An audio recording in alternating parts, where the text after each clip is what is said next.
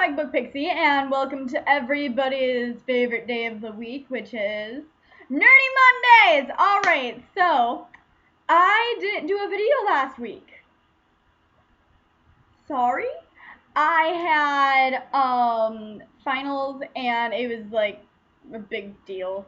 But, yeah, I'm back, and it's finally my summer. And yeah, it should be awesome because I've already done a ton of stuff.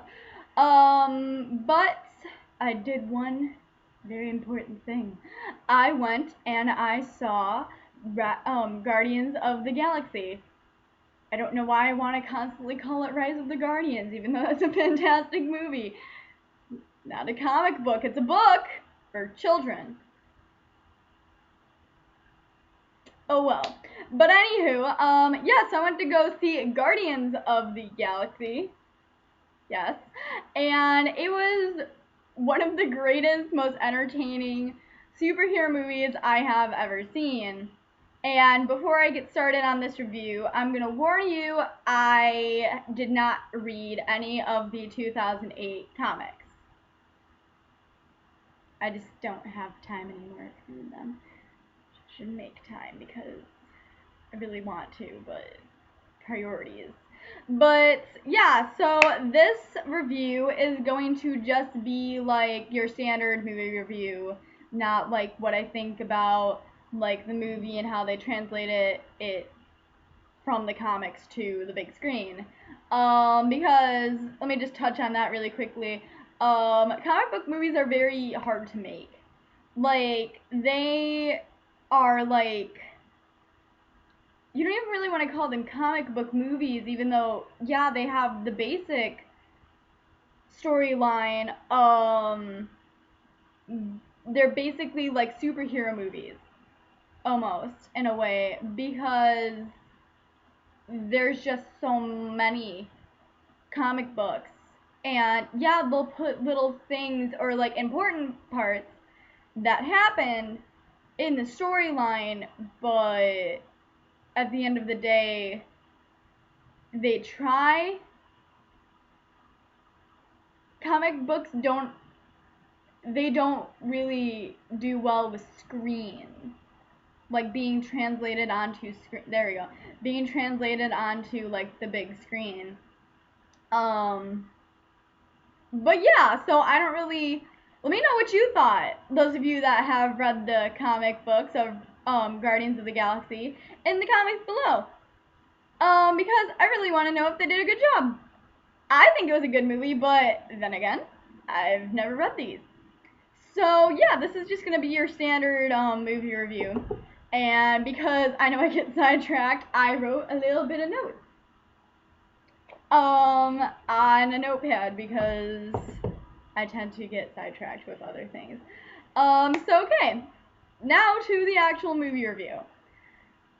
First off, this was probably one of the funnest summer movies I've seen next to the Avengers, which I read those comic books, most of them, and I knew a lot about the comics and whatever going into it.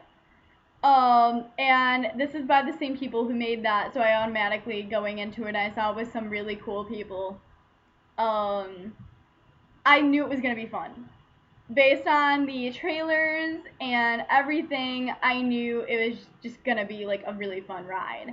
I did not expect it to have all the songs, or the same, like, I guess you would call it music sequences that were in the trailers.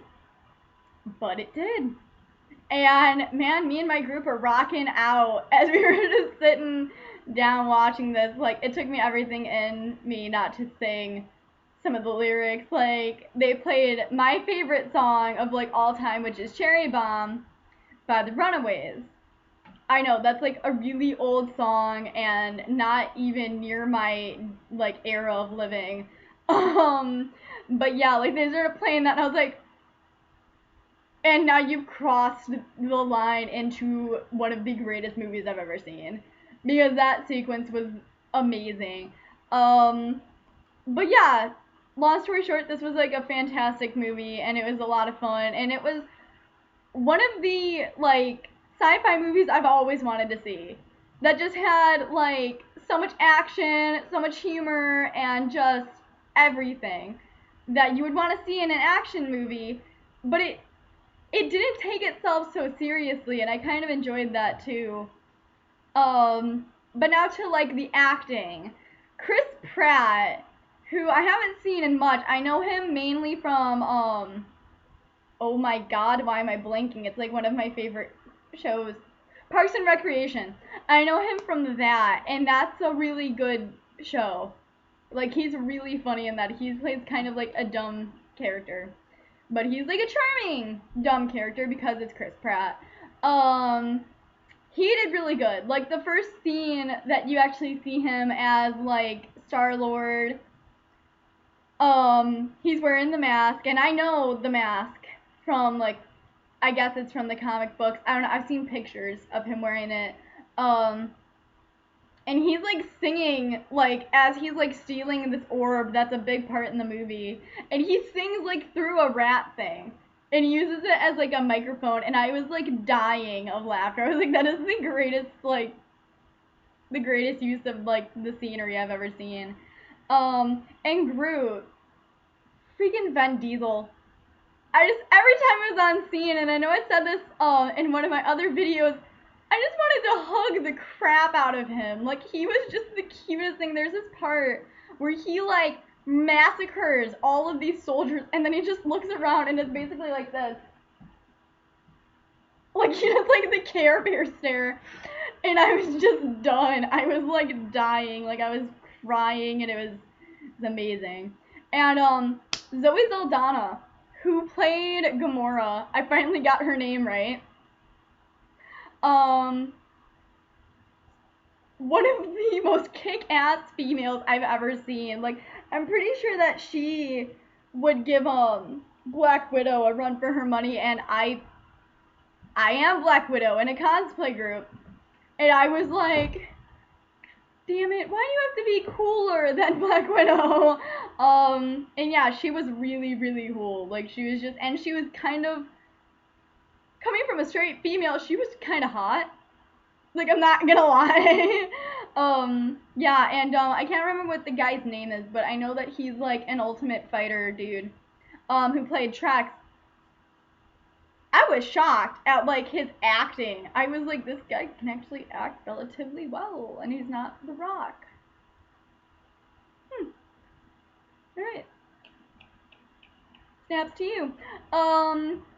Yeah, and like he just, I loved like the color, like the coloring that he had. I just thought that was really cool and really like different, because he had like gray looking skin, but then he was covered with like red like henna, and I just thought that was kind of cool.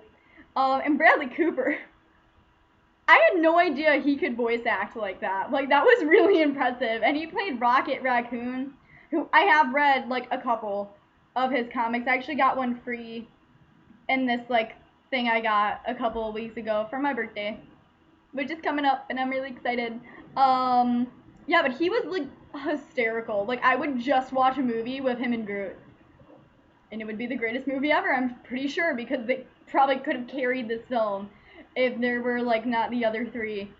Before I get into any other parts of this review, I just want to warn you who haven't seen the movie that there will be some spoilers. So I will give you time to click out of this. I will not be offended. Who the freak am I kidding? You guys aren't going to click out of it, so blame yourselves. Alright, so there's a villain who, actually, this is going to sound terrible. I don't remember the actual, like, villain's name of the movie, because they don't mention it a lot, and it was really complicated, and I'm awful with names. But one of the major villains of the Marvel Universe makes a very important cameo, and is actually father to two of the females in the movie, who I will get to shortly. If you don't know who I'm talking about because you haven't seen the movie, or because you don't remember what his name was, it is Thanos. Voiced, and I'm guessing played, by Josh Groban. I kind of died when I saw him, because, I mean, obviously it's a Marvel movie. You always stay till the end credits. I'm sorry, to the scene after the end credits. You just do. Like, if you don't know anything about these movies. But, he wasn't in the ending, but you remember him from the Avengers end credit scene. And I was like, oh my god, is he gonna be the next villain? And he's not. It's gonna be Ultron, which, oh my god, can't wait for that. But he's in it, and he is one of the most terrifying yet coolest looking villains I've ever seen in my life. But he's a dad or adoptive father of Gamora, and the villain daughter, who I really want to cosplay as because I loved her design. She was like a demon mixed with a robot, and it worked so well. Her name is Nebula. And she was just so cool, and she kicked like the biggest ass ever. It was awesome, and I really want to know who the actress is. I'm probably gonna IMDb that later. But yeah, it was just a really cool, like, kind of cameo, but not really cameo because he had a big part in it. But yeah, and the music was so good. Like I said earlier, I just wanted to rock out to every song. And the Infinity Stones made a huge appearance in this, obviously. I really hope that they do more with that in this universe because they become a big part in it. And I really wanted more of the Collector. Like, I saw him at the end credits of Thor: The Dark World. Yes, Thor: The Dark World. It was. I had to, like, think about that for a minute. Sorry. Because I know he's a creepy bastard. I don't know what it is. I just think that he's hilarious, and maybe it's because he reminds me of David Bowie. I don't know, but I want more of this franchise. I just think it's like so much fun. And one other thing I'm gonna touch on for the end credit scene of this, I was so confused. I know he's a Marvel character, but I don't understand why you would bring him into this. I hated this movie when I was a kid, but part of me really liked it because of the nostalgicness. They brought in Howard the Duck, and he just has a line, and it made no sense, but all I could think of was duck boobs, and I know that's weird, but if you've seen Howard the Duck, you know what I'm talking about, and I looked high and low on Google to find a picture of this. I probably just didn't want to find it because I couldn't find it on Google. I'm sure it's a meme somewhere. But this like duck in a bathtub, and she has like boobs, and it makes no sense in the movie. It's never mentioned again. It's just there, and it has no relevance to the plot other than to know that, yeah, girl ducks in this universe have boobs. Okay, but that brought that image back to my head, and I was like, why? Like, I was like, oh my god, no, it's coming back. And then, like, at the end credits, they said, like, Howard the Duck by, I forgot who it's by, or, like, created by, or something like that. But yeah, I don't know if they're gonna bring him back. If they do, I'm sure it'll be awesome. And, oh, side note, he was voiced by Seth Green. And that made me really happy because I love Seth Green. So yeah, to wrap it up, loved this movie. It's so entertaining. Y'all should go see it if you haven't yet. And yeah, that's about it. I will see you guys next week. If you liked the video, subscribe. If you didn't like it, subscribe anyway because it's Riders of the Guardians, and you just should. Okay, love you guys. Bye.